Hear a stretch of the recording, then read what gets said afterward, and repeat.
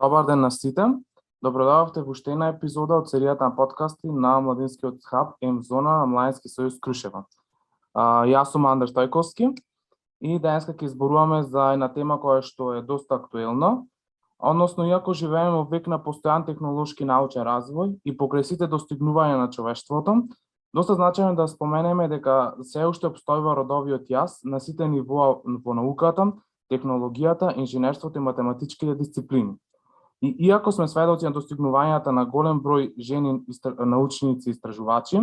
од резултатите на разни истражувања можеме да заклучиме дека се уште недоволно застапени во овие полини. И денес ќе разговараме за позицијата жената научник во нашето општество, за нејзините можности и предизвиците со кои што таа се соочува кај нас. Односно дали и колку нашето општество ги поддржува и мотивира девојките и жените научници.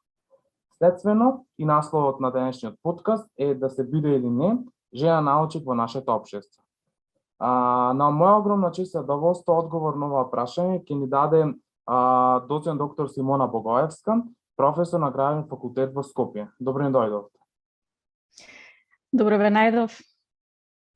Најпрво би ве поканил да се представите, односно кој е вашето научно поле од интерес, како се појави интересот кај вас да изберете да се занимавате токму со оваа научна област? Најпрво благодарам Андреј на прекрасната иницијатива и покана. Секогаш ми представува огромна чест да учествувам во вакви отворени дебати на интересни прашања не само за нашето општество и нашите општествени случувања, туку и генерално во светски рамки. Од тука директно да се надоврзам на прашањето. Јас сум доцент моментално на Градежниот факултет во Скопје на катедрата по теорија на конструкција и компјутерска анализа. Започнав со мојата, да речам, истражувачка работа некаде во 2012 година. На некој начин спонтано во рамките на моите докторски студии се одлучив за една област која од секогаш ми представувала огромен интерес, а тоа се вибрациите и динамичките карактеристики на конструктивните системи. И од тука на некој начин насоката во истражувањето го фати тој пат, па постепено се надогради во една одлична дисциплина која што е нов тренд и новитет не само во градежништвото во нашата држава, туку и генерално еден светски тренд на мултидисциплинарен приод во анализата на конструктивните системи, малце различен од оној на кој што традиционално бевме навикнати во приодот на анализа и моделирање на проблемите. Односно, станува збор за областа испитување на конструкции и нивно следење преку измерени податоци во однос на промена на нивното однесување, понатаму појавата на оштетување и слично, што е секако се повеќе овозможено со развојот, со интензивниот технолошки развој и развој во сензорни системи и слично, така што на некој начин е спој помеѓу овие што се телекомуникацијските сектори, понатаму области од машинското инженерство, имаме спој од градежното инженерство и сето тоа на еден интересен и иновативен начин се комбинира во современа методологија која што преку математички алатки успева да дознае информација за здравјето на нашите постоечки конструкции преку мерење на нивниот, да речам, одговор. Кога велам одговор, се мисли на одредени забрзувања, вибрации и слични карактеристики во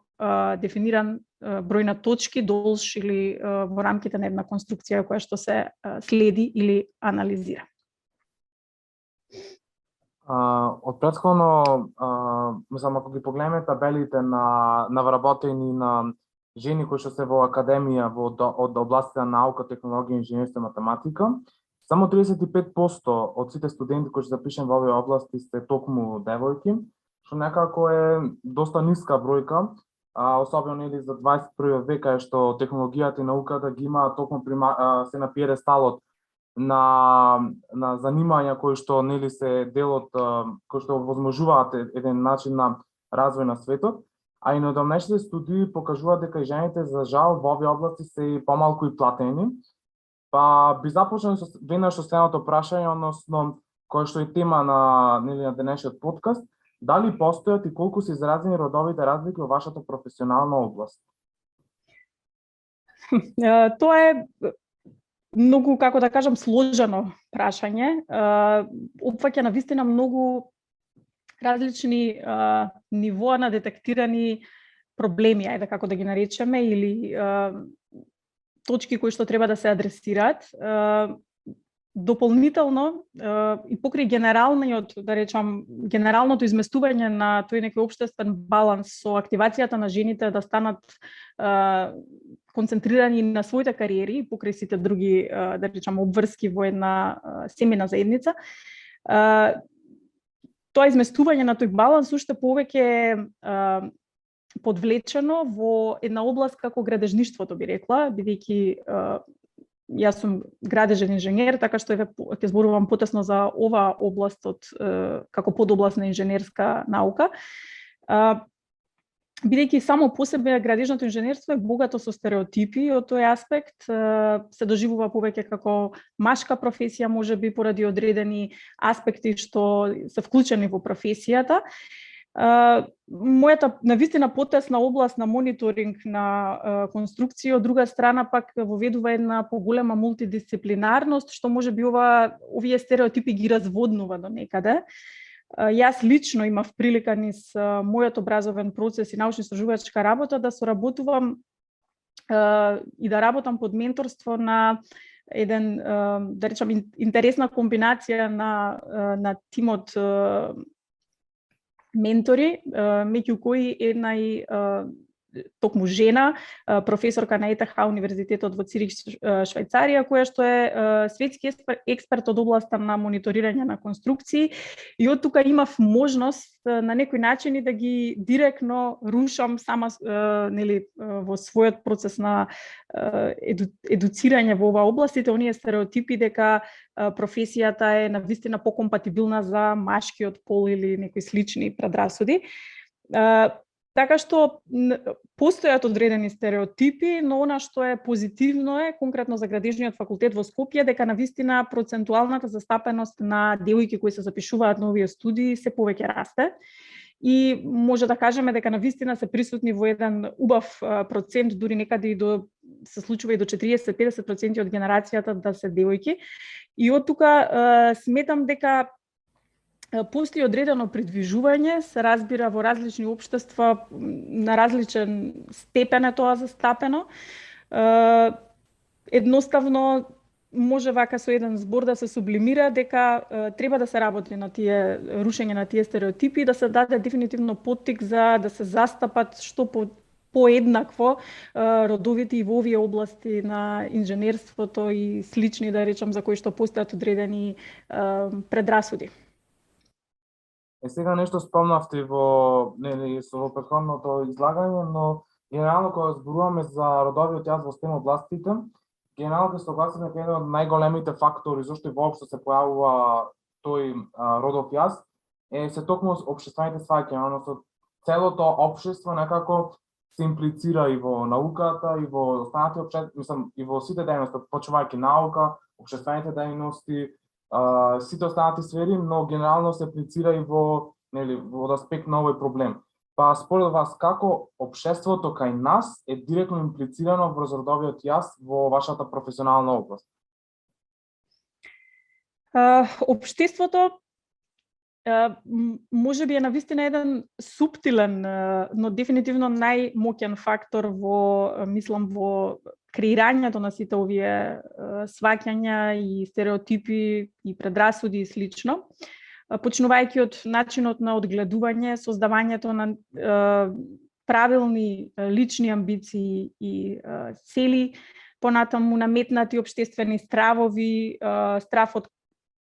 некомпетентност, понатаму втемелени очекувања во друга насока.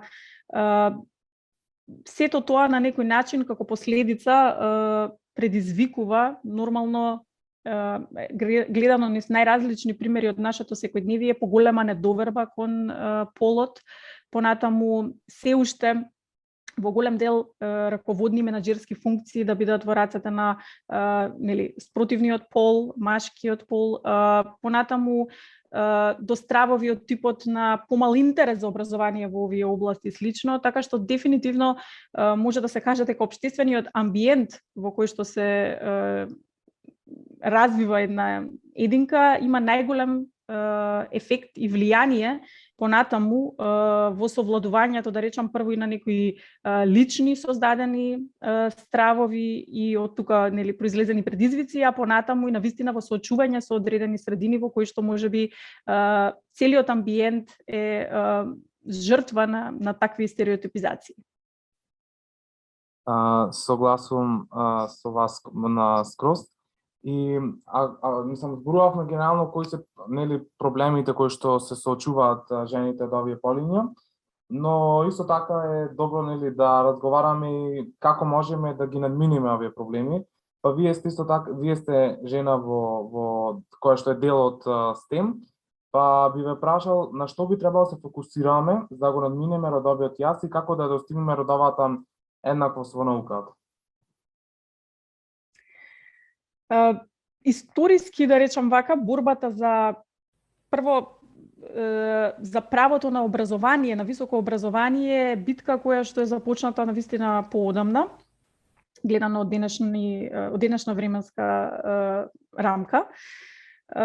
Па понатаму таа нели постојано во различни фази преминува во борба до работна позиција во одредени општествени професии, структури и така натаму и мислам дека тие борби за поразвиените општества се веќе можеби да се каже и зад нас. Се разбира, за жал, не секаде подеднакво во светот ова е освоена битка, се уште постојат региони кои што се и на оние стартни позиции во обезбедување права на жените. Меѓутоа веќе зборувам без да анализирам екстремни ситуации и да размислуваме за решенија, би се можеби концентрирала на нешто што сметам дека е една без сомнение сериозна разлика кога се зборува за родовата нееднаквост и специфика исклучително уникатна за женскиот род, а тоа е улогата на жената во однос на семејното планирање и одгледувањето на потомството. Разлика која што за жал нели во одредени општествени уредувања се уште предизвикува сериозни, да речам, проблеми и импликации по тоа како понатаму жените заземаат позиција и во однос на своите кариери и слично.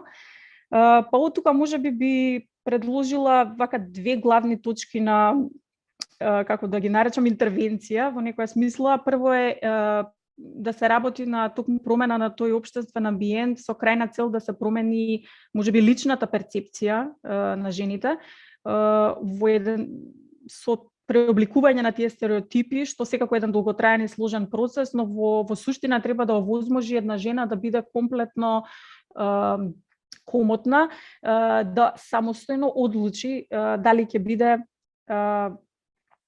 дел од семејна заедница и при тоа ќе води балансиран живот, дали можеби ќе се определи комплетно на индивидуално градење на кариерата или пак третата варијанта секако би била да биде само семејно посветена и да биде едноставно комотна во било кој од овие три избори. И вториот аспект е општеството да обезбеди одреден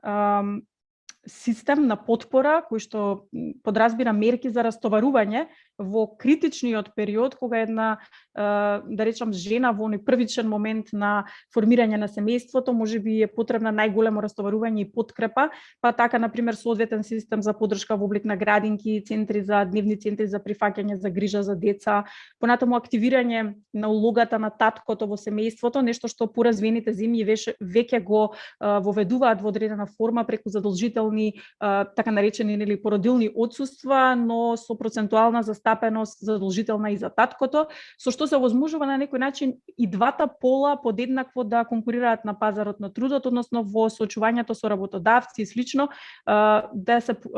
доживуваат со подеднаков ризик од отсуство во таа смисла, така што би акцентирала еве како конкретни, да речам, чекори што во поглед на ова да речам појава на родова нееднаквост можеби би помогнале со овие два аспекти, ако може нешто вака кусо да сублимирам, се разбира, постојат и многу други поодделни аспекти кои што треба да се земат предвид, меѓутоа е вака чисто мое размислување во однос на каде мислам дека би можело да се олесни на вистина состојбата и да се овозможи некоја барем заедничка стартна позиција. И генерално кога зборуваме за науката, генерално науката е напојдомна точка на развиток на секоја друга држава, на било која држава. Па генерално во помалку развиените држави како што е нашата држава, ќе согласиме дека на учениците кај нас не само жените, туку и мажите во овој случај, постојат голем број предизвици во однос на од голем број аспекти кои што му се јавува проблем кога ги работат и дали воопшто имаат и можности да работат на истражувањата кои што ги замислуваат. Па исто од ваше искуство, кои се моменталните предизвици кои што се соочува една жена во наука во нашата држава? Да, најпрво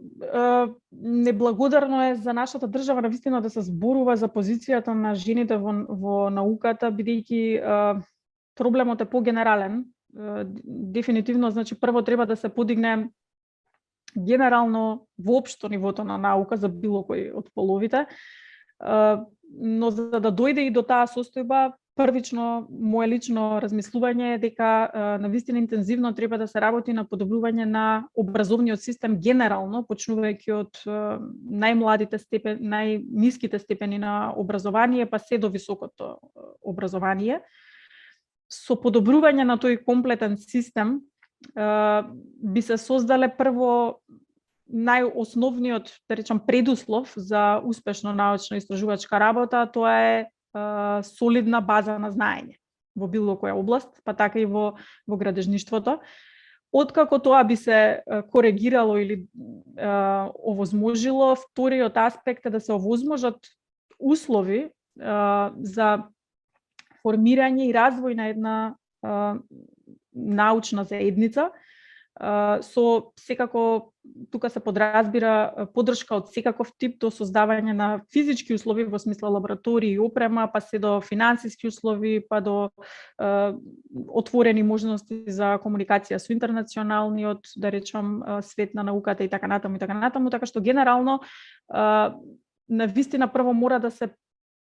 разговара воопшто за генерирање на добри услови за научно-истражувачка работа, а дури потоа, како мислам, би било убаво сето тоа да оди паралелно, меѓутоа можеби во едно такво сценарио веќе можеме да разговараме за процентуалната застапеност на половите. Колку и да звучи вака сега,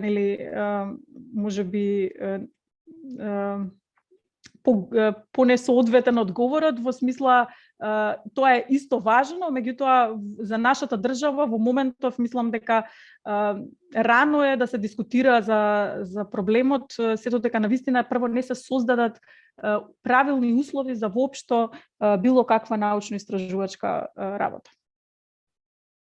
Споменавте еден дел во однос на интернационална соработка, бидејќи исто Младински сојуз доста работи на генерално на регионална, на билатерална соработка и е доста важна во однос на размена на знаења, на добри пракси и така натаму. За тие што не слушаат, професор доктор Симона Богоевска исто така своите докторски студии ги помина на Универзитетот Руhr Bochum во Република Германија. И па кога би ве прашал, кога би направиле споредба, веќе имате поминато доволно време, мислам дека 5-6 години таму ќе ни кажете, како се биде жена која се занимава во наука кај нас, а како се биде таму во Германија? Кои се разликите, кои се преностите и кои се можностите во двете држави? Секогаш најтешко прашање за одговор, бидејќи Германија, онака каква што мислам дека доволно не е јасно за каква земја станува збор во компарација со нашата држава, навистина едноставно е тешко да се прават тие компаративни анализи, бидејќи одскокнува во секој поглед и се разбира, тоа опфаќа и во поглед на научно-истражувачката работа, образованието и слично. Поминав дел од моето докторско истражување на универзитетот во Бохум, Рурскиот универзитет.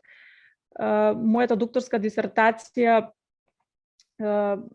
да речам, опфаќаше одреден долг студентски престој на една од катедрите за ветерно инженерство токму на градижниот факултет таму. И можам да кажам прво генерално дека и самите услови за научно-истражувачка работа се некомпаративни. За жал, повторно спомнувајќи ги условите од аспект на отвореност на ресурси, достапност на материјали, достапност на лаборатории, достапност, значи од секој аспект. Она што можеби би го издвоила повеќе кога разговараме нели тематски за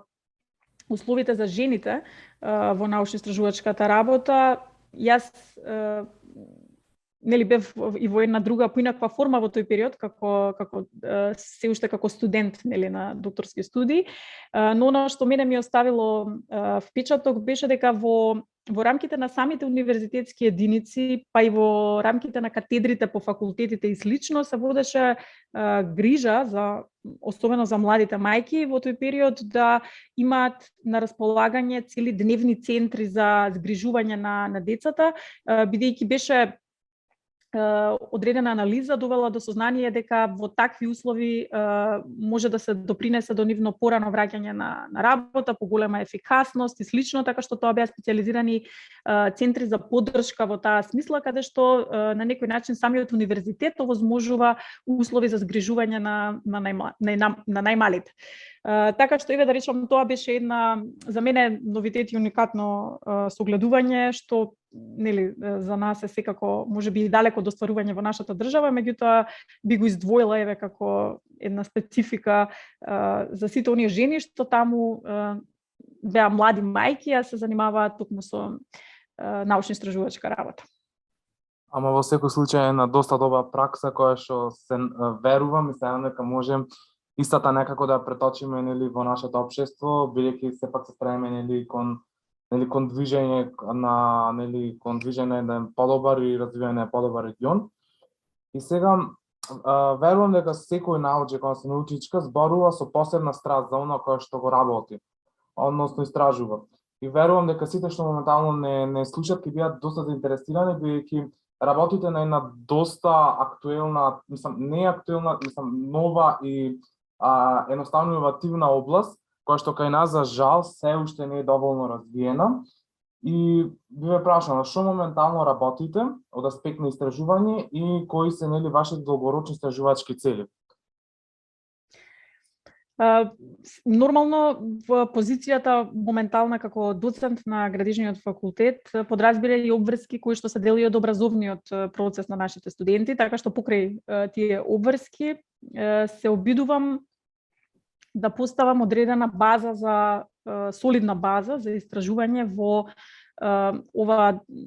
да речам, нова област во градежништвото, така наречена data-driven monitoring или на македонски би било податочно моделирање, можеби некој приближен превод. Се работи за собирање на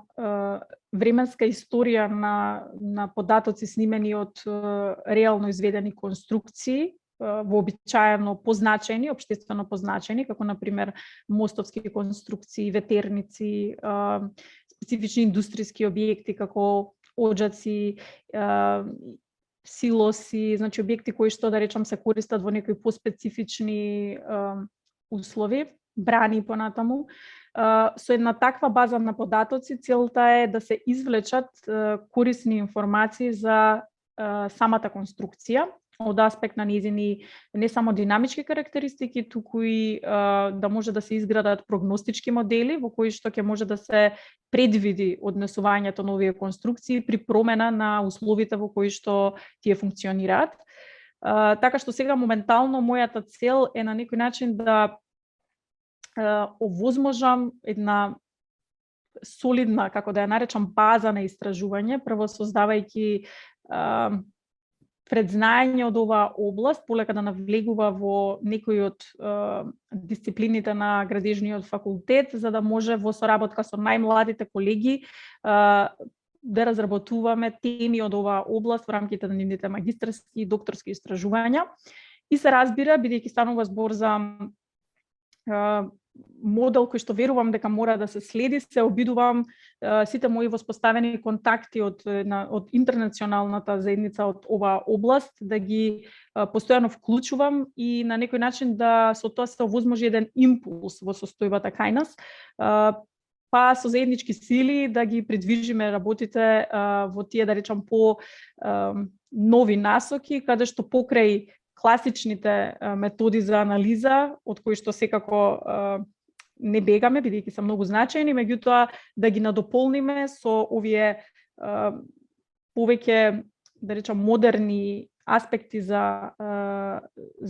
или модерни погледи во анализата на конструкции, кои што се базираат на реално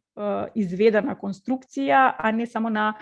симулирани математички модели. Така што вака накусо би било всушност опис на она што во моментов сакам да го воспоставам и се надевам дека ќе во некој следен разговор за неколку години ќе можам и да се пофалам со конкретни резултати. Се надевам и јас заедно со вас и се надевам дека ќе имаме можност да понатаму заедно и по младите колеги, студентите и моите колеги, да имаме можност директно и да работиме на нешто од оваа област. И полека се ближиме кон крајот. Кога ќе погледнеме исто голем број статистики, една од причините зошто девојките ги одбегнуваат овие области е недостатокот токму на добри примери, на рол моделс, како што на пример сте вие. Сега јас сум ваш студент, се движам во кругот на моите колеги. И слободно можам да кажам дека и за моите колешки, значи не само за колешки, туку и за колегите кои што се во моето окружување,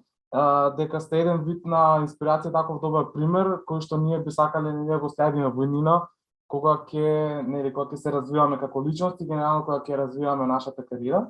Па за крај, јас сум моментално заедно разговарам со вас, што би ги советували девојките, па и нас машките, или мене конкретно кои сануваат да бидат имни научници, девојки во STEM? Благодарам за убавите зборови. Што би советувала? Ќе се обидам да сублимирам некако во грубо две целини. Едното е во контекст на денешната тема, никогаш не треба полот, било кој од двата пола, бидејќи советот е за сите во принцип, не треба полот да представува или да се чувствува како некој вид на недостаток, или тој да биде препрека во остварување на било кои лични цели и амбиции, најмалку како недостаток во интелектуален контекст. Но дополнително нешто што мислам дека е многу важно младите да го разберат и да го чувствуваат е дека секоја препрека и потешкотија треба да се доживее како еден позитивен аларм, дека со совладувањето или во таа борба за нејзино совладување се излегува од некоја воспоставена, комотна или комфорна средина. Од моето досегашно животно искуство, најголемите успеси, најсилните животни искуства секогаш се случуваат надвор од комфорните зони. Така што, така би сакала да завршам, дека треба младите секогаш да се трудат да ги поместуваат тие граници на личните зони, затоа што на тој начин мислам дека ќе создаваат вредни животни искуства на сите полења. Благодарам и за двата совети. За крај уште еднаш би сакал да ви се заблагодарам за тоа што бевте дел денеска со нас, за отвореноста во текот на разговорот и се надам дека овој подкаст ќе допре токму до оние сите оние девојки кои што сонуваат да го живеат STEM секојдневието. И неспорно е дека сите ние како општество заедно треба да работиме на минување на родовиот јас во STEM областите, бидејќи девојките и жените што се во STEM се токму околу нас и ние како единки на ова општество треба нив да ги поддржуваме и да се бориме за минување на родовите догми и улоги кои што се за жал зацртани во нашето општество, да им овозможиме на жените во STEM да продолжат да работат и да успеваат во тоа што го работат и да го подобруваат светот и да го прават едно подобро место на живење за сите нас. И бидејќи денеска, нели, 11 февруари, уште еднаш би сакал да посакам среќен ден на сите оние девојки и жени кои што се во наука, да посакам овој ден да биде видлив и да им посакам на сите првенствено на сите колешки, на сите идни девојки кои што сонуваат, студираат, работат и живеат, да бидат идни инженери, научници, доктори, професори, да успеат во тоа што го работат. За крај, поздрав до сите што не слушаат, се надевам дека уживавте и се гледаме до следниот подкаст. Пријатно!